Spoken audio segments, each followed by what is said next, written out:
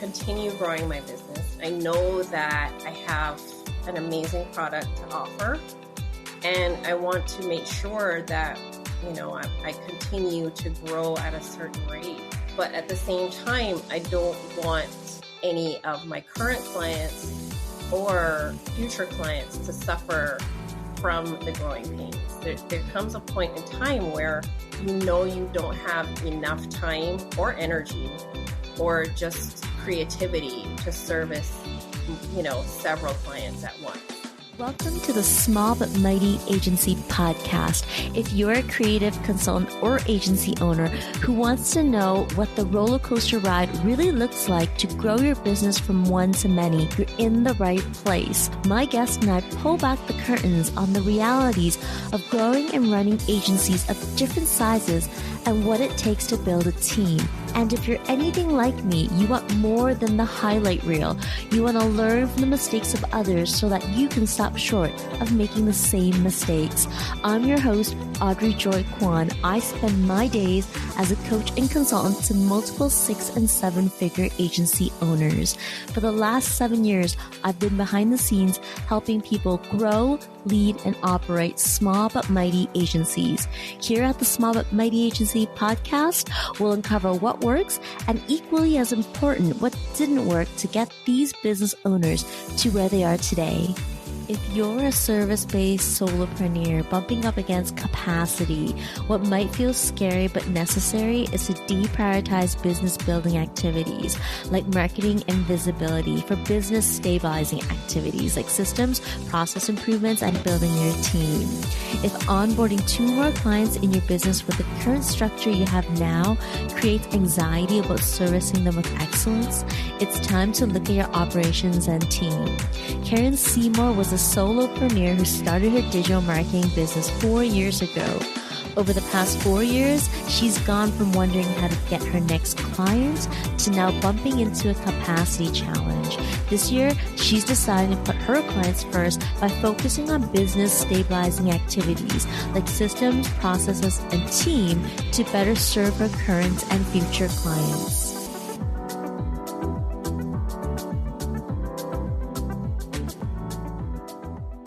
Hi, Karen. It's so good to have you.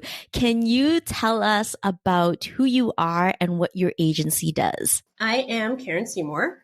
I run Karen J. Seymour Digital Marketing based in Philadelphia. And we do social media marketing and content marketing in general for small business. Can you tell us a bit about the services that you offer? For example, maybe share about the packages or how you work with clients. So our baseline is social media management. So we typically work with clients and we completely manage their social media through LinkedIn, Twitter, Facebook, and Instagram.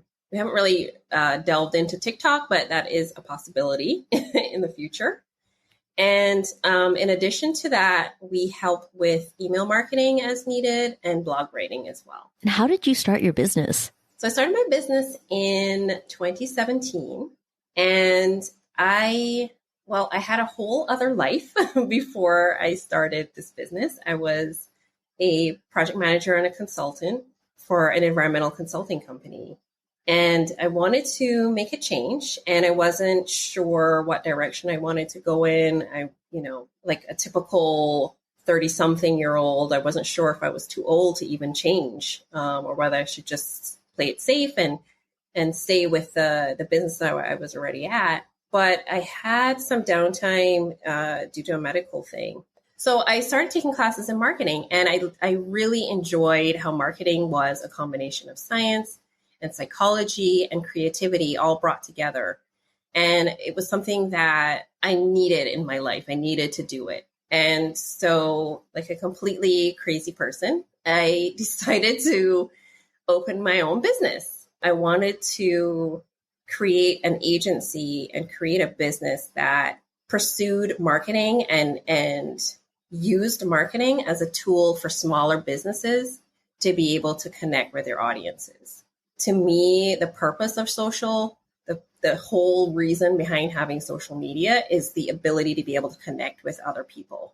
And social media provided small businesses with the opportunity to do that without having a huge budget.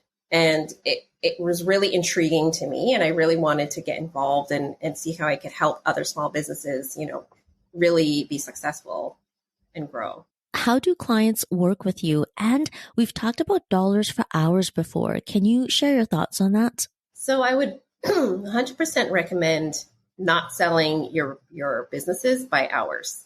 It is a trap that is so difficult to get out of. As I mentioned, I was a consultant for over 10 years. And being a consultant, you're doing timesheets every single week. And that was probably the worst part of my job. So I certainly didn't want to open a business where I'd have to keep track of time. We create packages based on outcomes. We create packages based on the number of platforms that you want managed and not on hours. So typically a client will come in and maybe they want an Instagram and Facebook package to start, or they come in and they want an Instagram, Facebook, and LinkedIn. And that all sort of depends too on what type of business they have, who their target audience is, where their target audience is. And those are all things that we sort of work out when they come in the door and make sure that whatever we choose, whatever package they choose, that we're addressing their clients in the right way, and we're able to really help them move the needle. Yeah, I'm so glad that you said that you have a business that runs by packages and not by hours.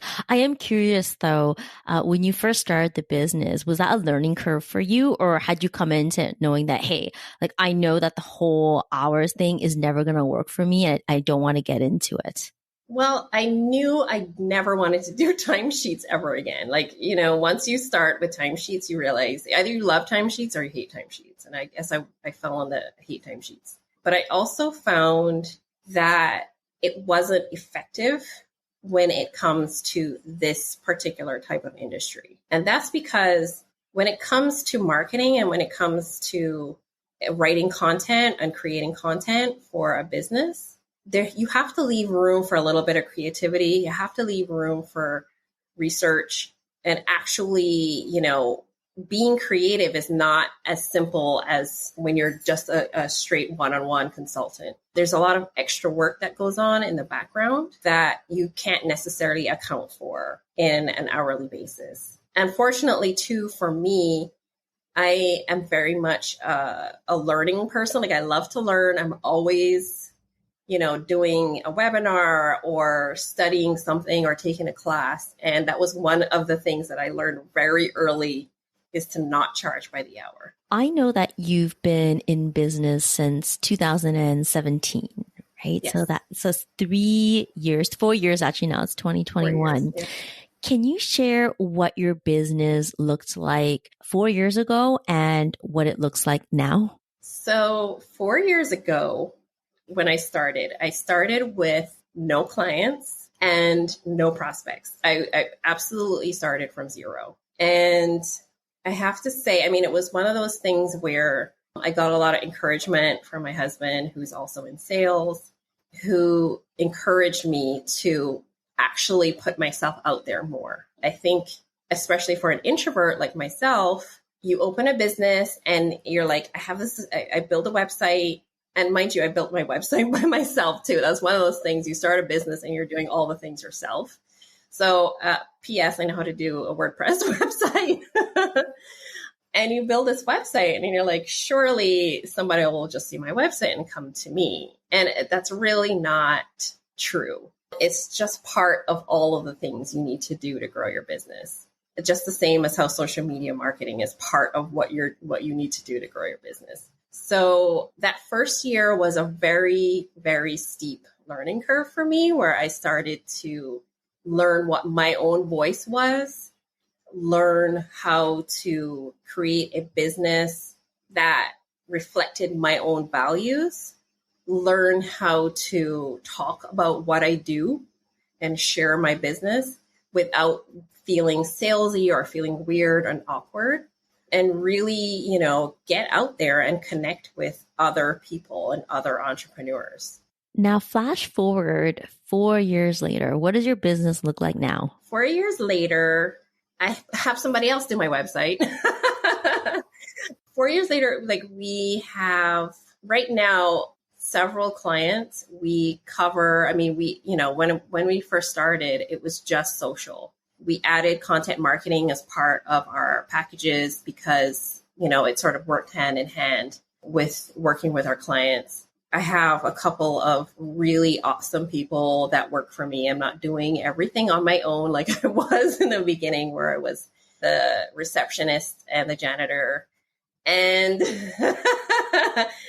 also the CEO and also the employee. So, I've started to build a team of really wonderful, smart, talented women. And so we're planning to continue to grow. Can I ask, how many clients are you serving right now in your business? Right now, we have 8 clients, and those clients are mostly full service clients. So we do all of the things. We do their social, we do their emails, advertising as they need it. Whatever they need, we're there. I structured this business to be more like a team member instead of a contractor. So, a lot of times I'm in my client staff meetings, I'm on, a group email about different things that they have going on because they consider me part of the team. And that's how I want it to be. I want them to know that their success is important to me as it is to them. Karen, can you tell us about the types of clients that you serve? So we don't choose niches necessarily. So we don't do industry specific marketing. But what we do is work with business owners that have a certain structure for their business and they have a passion for their business that makes a huge difference in communication. So we have restaurant clients, we have psychology clients, we have clients that do interior design. We have, a full gamut of from solopreneurs to business owners that maybe have 30 to 40 employees. You mentioned that you come alongside your clients. If you're coming alongside your clients right now, what does the rest of your team do? My team helps me with actual content creation. So for me, my zone of genius is creating strategy. That's really where my sweet spot lies, or where I actually shine, is to think about how we're going to create different strategies for different platforms, for different campaigns, and for different businesses. And my team helps me execute those ideas. In the last couple of years that you've been growing your business, is there a marketing strategy that has really worked for you to grow your own business? Yes, a couple of strategies. One of them is actually networking. And I think networking is one of those things that makes people cringe, but it is an opportunity to talk to other business owners, to talk to other people in general, understand where their pain points might be, understand their experiences. And not only does that help in creating relationships with other people who may in the future become referral partners, but it also helps me as a marketer to understand the general public, understand our target markets, and really learn how to speak to them effectively. So networking is a huge part. And I have to say, not to, bring it all the way back to myself, but I will. My first client actually came to me from Facebook. And it was simply because I kept showing up on Facebook, and she saw me posting in different groups. She saw my Facebook page. And because I was consistently showing up and I was showing, my personality and showing how I work and talking about my business, I was able to, secure my first client. And she was in Florida. I'm in Philadelphia. So it's one of those things where we would never have met like in person by accident. But it really goes to show you how powerful social media can be if you use it correctly. What do you see that's working really well in social media right now? What I'm seeing is, well, obviously video content is extremely popular and extremely helpful, particularly through the pandemic, where a lot of us didn't have the bandwidth to maybe read a long article or, really concentrate too deeply on anything. Video kind of gave us an opportunity to create connections and share messaging quickly and easily in a quick and easy digestible soundbite. So moving towards video in any way, and that could be through Instagram Reels, it could be video on LinkedIn, video on Facebook, actually creating a way for people to see you and connect with you has actually been one of the most effective ways to utilize social media right now. Have you had a lot of pushback getting your clients to try to get onto video? 100%. Most of my clients are women. And I think women have a harder time putting themselves out there and putting themselves on display. Even when I would ask for bio photos, like that was difficult. People didn't want to put themselves forward, but that's part of running a business, is that you have to, like, that's the differentiator between you and somebody else, is you and your personality. So while I do get pushback, how I help them get over sort of the fear of being in front of the camera is that we'll actually come up with content together. So sometimes I'll have a client who'll reach out and they're like, okay, I'm fully made up. What can I do for videos? Like, I'll just do a few videos in a row. And I was like, great, here are some outlines and ideas for you to speak on. And I'll send them like 3 different ideas, and they'll do 3 videos in a row. And then we can use it that way. But I find that actually helping them come up with what they want to talk about eases a lot of the tension and the nervousness. Part of the barrier of doing video is not knowing what to do first. And I think there's so much value in someone coming in saying, okay, here are 3 ideas. Don't think too much about it. Just go ahead and record it. Right, exactly. Because if you think too much about it, or if you spend too much time on your own, like, okay, I'm going to say this first and then I'm going to say that. Sometimes, it just adds to the stress and it makes things feel more awkward, where, I think in this period of time, people really appreciate authenticity. So even if you make a mistake or you stumble over your words, people appreciate that because they know you're a real person. Mm-hmm.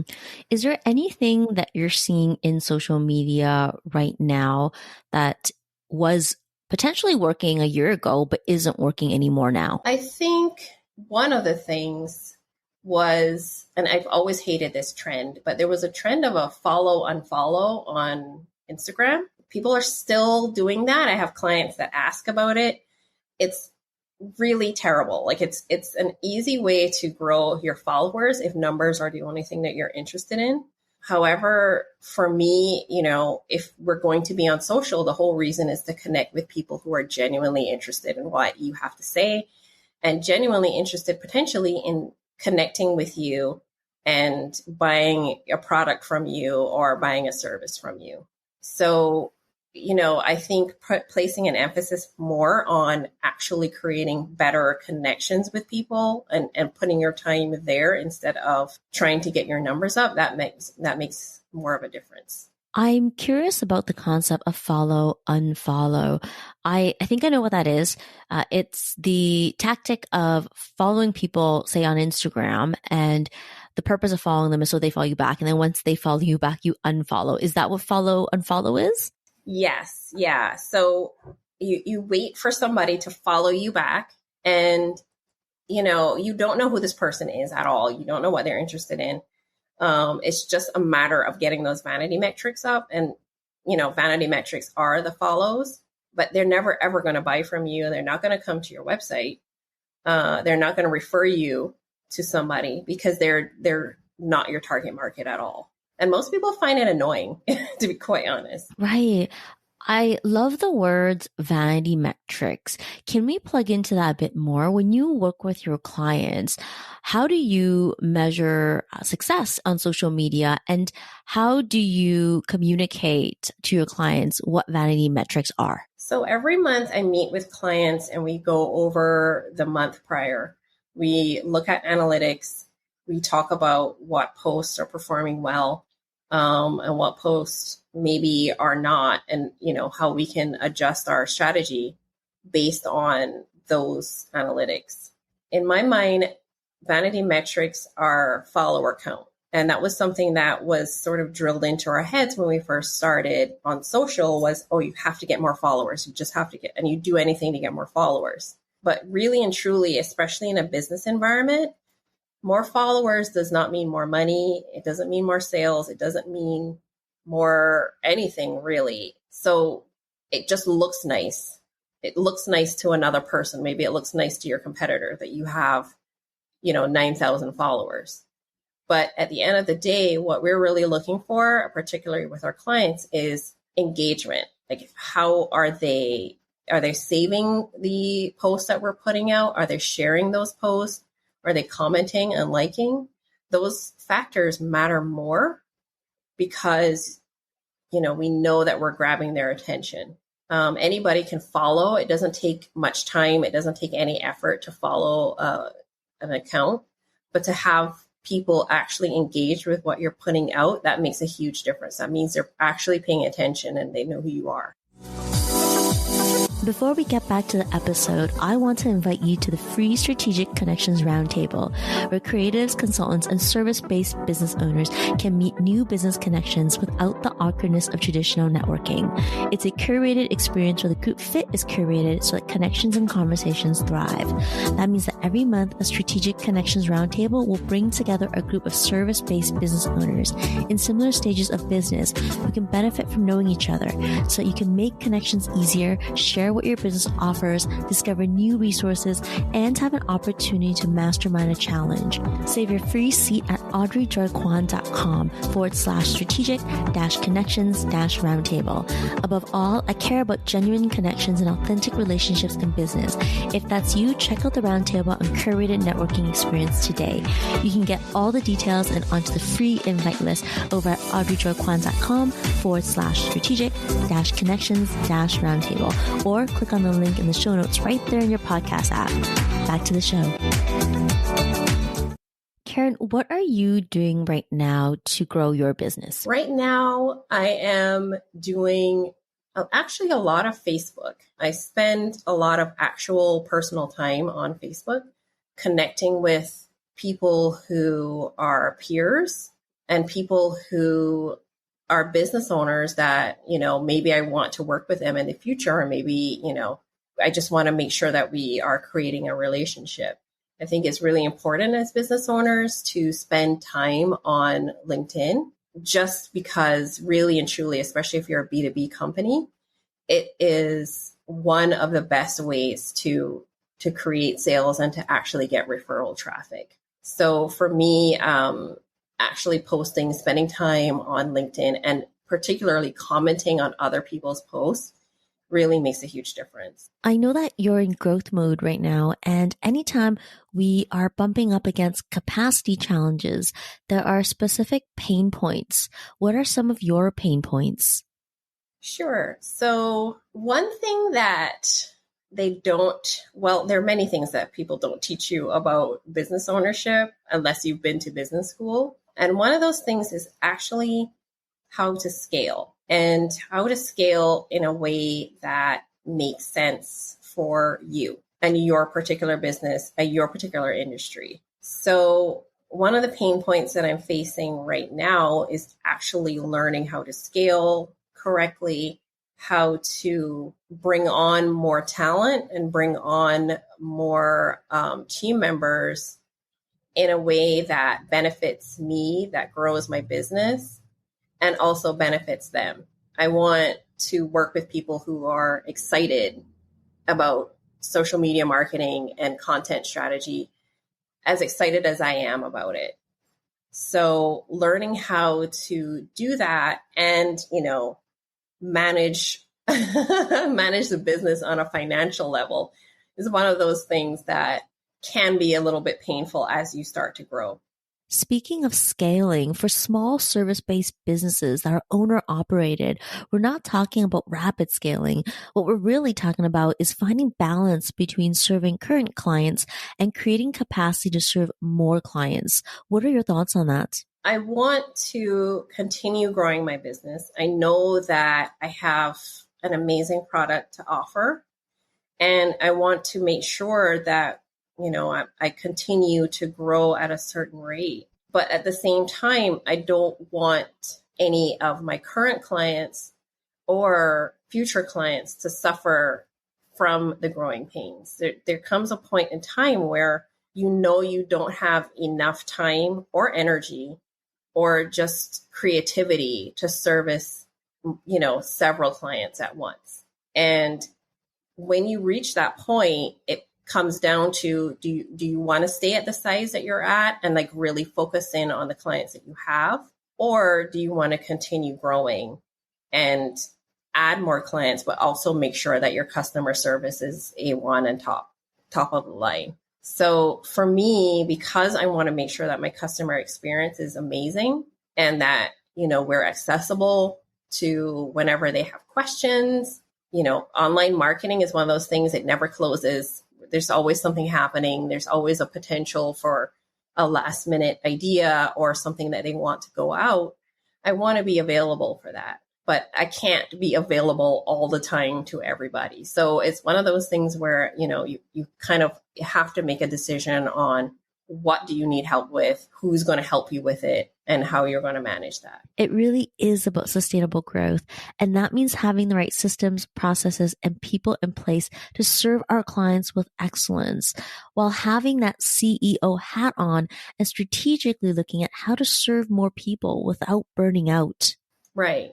And and it's something that is widely known and widely spoken about. It's easier to keep a client than to look for new clients. So I never want to be in a position where I have a client that's not happy or not satisfied with the level of, service that we're providing or results that we're providing. That's a nightmare. That's the worst case scenario, to have a dissatisfied customer. To me, there is nothing more important than ensuring that the people we work with are well taken care of. Yeah. And, to your point too about systems and processes, like that's one of the easiest ways to make sure that your clients are taken care of. So you're not sort of running from one thing to the next and putting out different fires.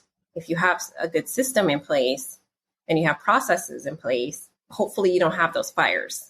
I think systems and processes are about being proactive in business rather than reactive.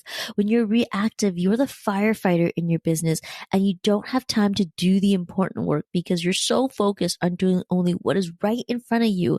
And I know for a lot of business owners, that's not very inspiring. It's not inspiring, and it really is. It becomes an energy suck. If you're constantly running and you're constantly waiting for the next emergency, how can you focus on actual growth or learning about your industry or keeping up with things, or even, the work-life balance that we hear so much about? Like, how can you have that? I want to know what you see for yourself and your business in the next 3 years. In 3 years, I would like to be 100% in a more CEO role where I'm actually growing the business full time, working on building out the platforms for my business, and also still able to work on marketing strategies, because that's what I really enjoy doing. That's the plan. And also actually creating space for myself in my business, meaning, vacations and maybe weekends off, making more time for family, spending more time with my family, traveling, but having a business that I guess is successful and can function without me. How do you define success? Oh, that's so interesting. That is a really interesting question, because that's something that it almost implies like, okay, I'm successful so I can relax. And I don't know what that is like. I guess, success for business is having successful clientele, especially if you're in marketing, right? Because that shows that you know what you're doing. That shows that you're really helping these businesses and you're doing your job and you're doing what you're set out to do, is helping other people create successful businesses. When you first started your business 4 years ago, Did you ever think that it was going to be an agency? Or was there some other plan? No, I always knew I wanted to build an agency. Yes. I dreamed of having an all-female agency that covered, a wider range of services. Mm-hmm. But I never imagined myself on my own. Mm-hmm. I wanted to create something where there were other people who thought like me and whose approach to marketing was similar, where, our approach was about community building. I wanted to create a business around that idea. What I love hearing you say is that, no, you always knew that this was going to be an agency. And I'm excited for you because it sounds like the next couple years, you're really going to start building that foundation and building the right people to come in and help you serve your clients and grow from there. Yeah, I have big dreams, I guess. It's funny you said that too. 4 years ago, when I was by myself, I called myself an agency because I knew that's what I intended it to be. I knew that's what I wanted this business to be. So, I know where I want to go with this. I know what I want my business to look like. I want, I know who I want my clients to be, generally, not like by name, but I'm ready. I'm excited too. And I'm excited to see what you and I can do together as well. I'm excited about that too. Karen, Yeah. I want to ask you one final question, and that is, what motivates and inspires you? I would say I have a lot of motivation. My husband is a huge motivator for me. He has helped me through the best of times, my absolute high moments, to those moments I think we all experience as business owners where we're literally crying on the floor. Mm-hmm. Mm-hmm. He's come home and caught me like literally on the floor. And he has been nothing but an awesome support system for me through the whole thing. So, him and my whole family who've just really been behind me and cheering me on the whole way. They keep me going. They keep me energized. And remind me why I'm doing all of this. I think about my family and my husband in particular, and I feel the same way. I don't think I could be a business owner without the support of my partner, who is there for the high highs and the low lows. Exactly. Yes. Yeah. And, that could be all in the same day. That is true. As a business owner, that is true. Karen, where can people find you? You can find me at my website, KarenJSeymour.com, or on Instagram at KJS_marketing. On LinkedIn, you just search for my name and I'm on there as well. Thank you. Thank you so much. This was awesome. Thanks for listening to the Small But Mighty Agency podcast. If you enjoyed this episode, please leave a review on iTunes. It would mean the world to me. Or send a screenshot on Instagram while tagging me at Audrey Joy Kwan.